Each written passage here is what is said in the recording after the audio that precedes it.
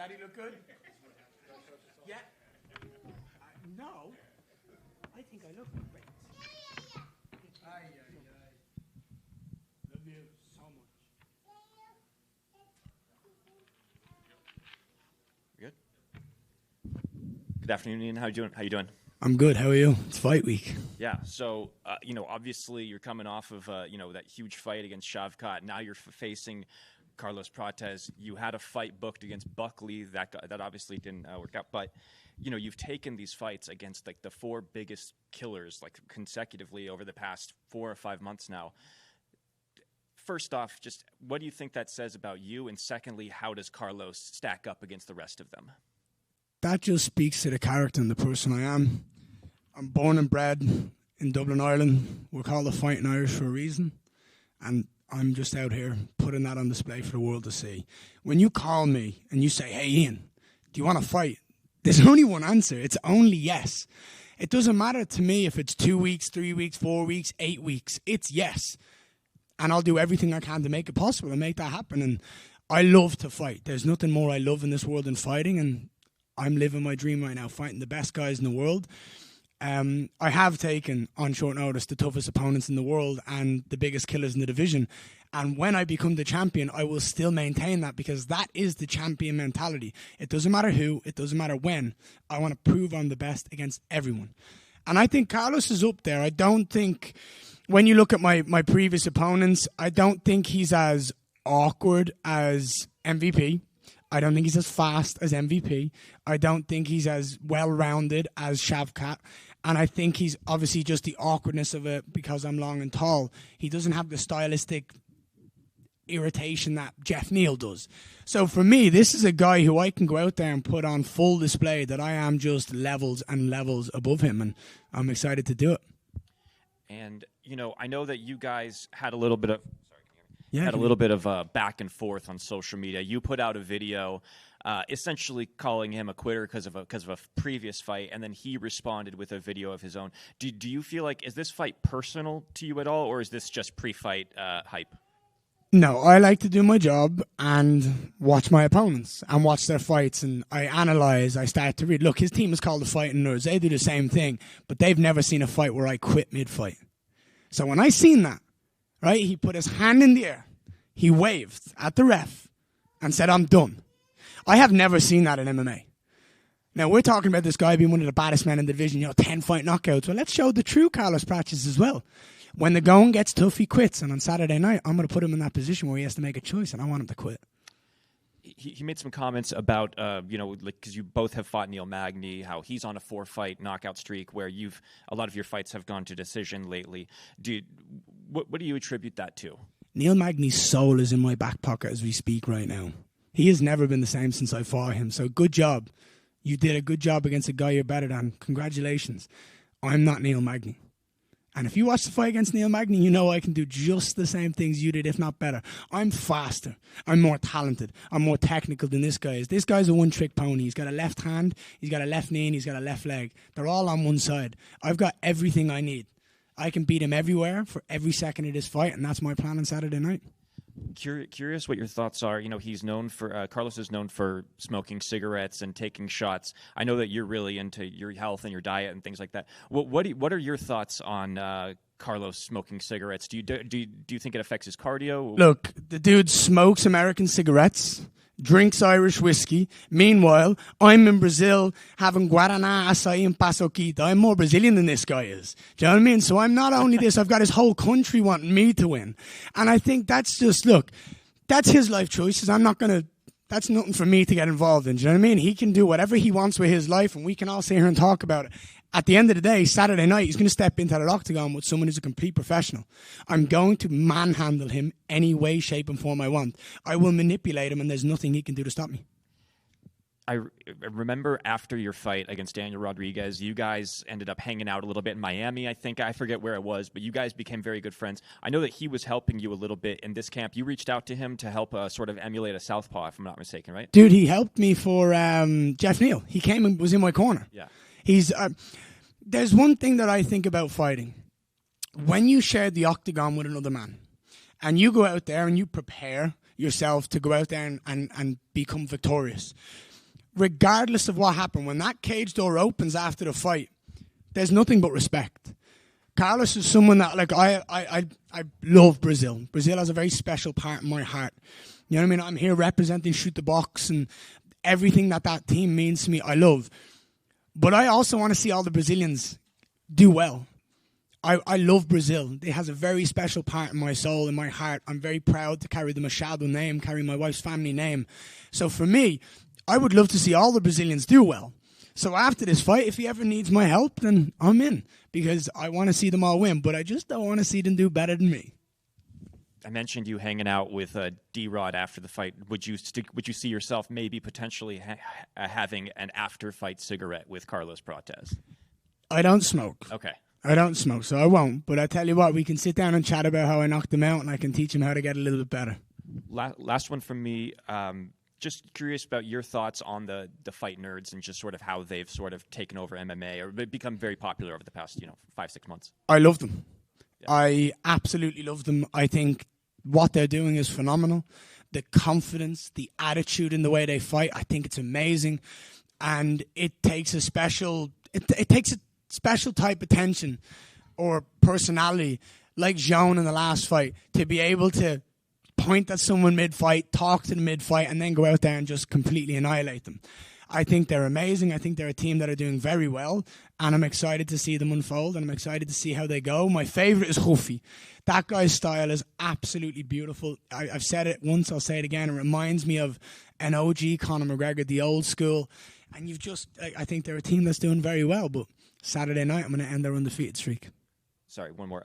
What do you think a win does for you, just in terms of like the eyes of the fans? Because it does seem like fans have sort of started to like warm up to you over the past year, just from all the fights you've taken. With a win, do you feel like what do you think that does for you? When I win on Saturday night and I put on the show I'm going to put on against Carlos Prates and I finish him, there is no other option. I am next. You take these fights on short notice, you show up, you save the card, that means I'm next. And if anyone has a problem, guess what? I love to fight. When I win that belt, you can come see me in that octagon. Just a quick question. What would you like to say to all the fans that they are coming on Saturday night to watch the fight? On Saturday night, everyone who's paid money to sit in that arena and everyone who tunes in at home and watches live is going to see one of the greatest athletes the UFC has seen in a long, long time. I'm going to go out there and show why I'm the future of this organization, and I'm going to do it against one of their favorite fighters. I'm going to dismantle him.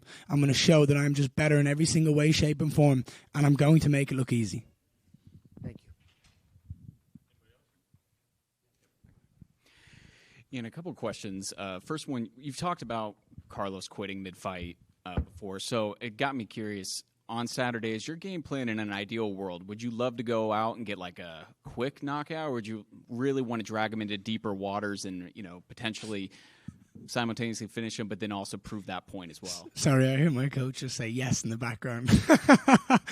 For me, there's two ways I like it, right? If I go out and I knock him out in 20 seconds, he has mental excuses. It was just he landed that one shot. I love fights. You ever watch GSP, Josh Koscheck? And everyone's like, Josh Koscheck is the best wrestler we've ever seen. And what happened? GSP went out and dominated him. Josh Koscheck has no excuses in that fight. I love a fight where I go out start to finish and I dominate. And there's no way Carlos Prates can sit at home and go to bed and go and say anything else but Ian Machado Garry is just better in every single way, shape, and form. Another question. You talk about wanting to be active. I mean, you accept pretty much any fight that comes to you. So hypothetically, if you get through Saturday night with a win, would you be at all interested if something were to pop up last minute to take the call in a couple of weeks and fight for the belt? Or would you need a little bit more time to turn around and potentially get that opportunity? What if I told you my flights were already booked? I'm ready. I'm always ready. I'm born to fight. It's what I do, mate. And last one for me, as somebody who studies the game like you do, I'm just curious to get your thoughts on Sean Brady's performance, with his fight with Leon Edwards. I know that, the Leon Edwards fight was the one that you wanted for a while. So would Sean Brady be somebody you'd be interested in fighting in the future? And overall, just what do you think of his performance? I think he looked great. I think he did exactly what he needed to do. I think he's seen what Bilal did against Leon and went, that's the perfect way to beat him. He went out and he dominated him from start to finish, and he made Leon look like a child. I think that's a performance he should be very proud of, but if he ever steps into the octagon with me, I'll knee him in the face and I'll reconstruct his nose. Good luck on Saturday. Appreciate you. Hello, sir. And first of all, nice to meet you again. And it will be nice to hear Eric Clapton once again on Saturday night. I hope it will be. It will be. Don't you worry. That's that great. Song's never changing. There's too much love for that One More Life. And when I hear that Layla song, it makes me think of that. So I'll always fight. One of my favorite. So, speaking of the UFC, your only bonus for the performance of the night was at the only fight night. Carlos Prates has 4 fights in the UFC and 4 performances of the night bonuses. So, should we expect the best fight of 2025 so far? Define the best. If you want to talk about a one-sided mauling, then yes. But I don't think he's going to have much to offer for me. He'll be up here, he'll sit here confidently, and he'll say whatever he wants to say, and he should say it, because he is riding a 10-fight knockout streak. Shavkat was 18-0 with 18 finishes. How did that fight go? I think he left that octagon feeling a lot less of a man than he was beforehand. I'm telling you now, on Saturday night against Carlos Prates, look, this guy might have 4 bonuses against 4 nobodies. I've got more wins in the top 15 than he does in the fights in the UFC. I'm a different animal. I fight. It's what I do. I love this, and on Saturday night I'm going to prove to Carlos and everyone watching that I am simply better. And one more for me. There are now lots of rumors that Islam Makhachev wants to go up to your He's division. so good. He's so good. Are you looking forward to face him? I've said this, right? So I believe Bilal's going to win in Canada against Jack Della Maddalena if they fight. And I believe Jack is just going to get swallowed. I think Bilal has everything to beat him. And then I know there's team complications, or Bilal doesn't want to fight Islam because of the training and stuff like that. So then I fight Bilal, I beat Bilal, and then there's a choice. Do I defend against the pound-for-pound number 1 and Islam Makhachev and welcome him up to the welterweight division, or do I fight Shavkat Rakhmonov after he comes off the injury that I prevented him from fighting for the belt right now? I have nothing but love and respect as a fighter and a fight fan for Islam Makhachev. I think he's phenomenal, and there is a reason why that man is number 1 in the world. If he wants to come up and I have that belt, it would be an absolute honor to share the octagon with him and prove to myself and the world the talents that I have. I think he's phenomenal. I think he's amazing. I think it would be an incredibly tough fight because he's amazing everywhere. But I believe both me and Islam show the new evolution of MMA fighters. You can't be good in one area. You have to be great in every area. And that's what I believe me and Islam are. So if that fight's ever on the cards, then out of respect for that man and everything that he's done, it would be an honor. It would be an honor to share the octagon with him. And very last one from me. You said that if you win, you want to be next for the title. But if Della Maddalena win, it's obviously that Islam Makhachev will be next for the title. So does that mean that you will cheer Bilal in Montreal? Well, it's not that I'm going to cheer for Bilal. I just think he's going to win. I think he has. I've seen Jack Della Maddalena being ragdolled by people that aren't as good as that game as Bilal. So I think it's a perfect stylistic fight for Bilal. But to your point, if Jack wins and Islam Makhachev comes up, then every single person in the welterweight division can sit the fuck down and give that man the respect he deserves. Does that make sense? He's the number 1 pound-for-pound fighter in the world. What you do is you sit down, you shut your mouth, and you say, okay, you're next. So you're good with that? 100%. I give that man respect, and I'll just tell him that I'm next. Does that make sense? When he fights, I'll fight him afterwards. But I'll give him the respect he deserves, and I believe everybody else in the top 15 should do the same. Thank you, sir. Good luck. Thank you. Appreciate it. Have a great day. Enjoy the show. Go ahead.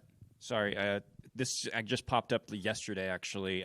Conor McGregor put out a tweet to Michael Chandler about, that basically implying, that we have unfinished business. Then Michael Chandler responded. Just curious, as a fellow Irishman, do you think that he is trolling Michael Chandler at this point, or do you think that he actually does want to come back and fight? What are your thoughts? I think he's the best in the world at getting people to talk about him. And no matter what he does, we're always going to talk about him. Just like my company did. Yeah, thank you. Appreciate you guys. Have a great day.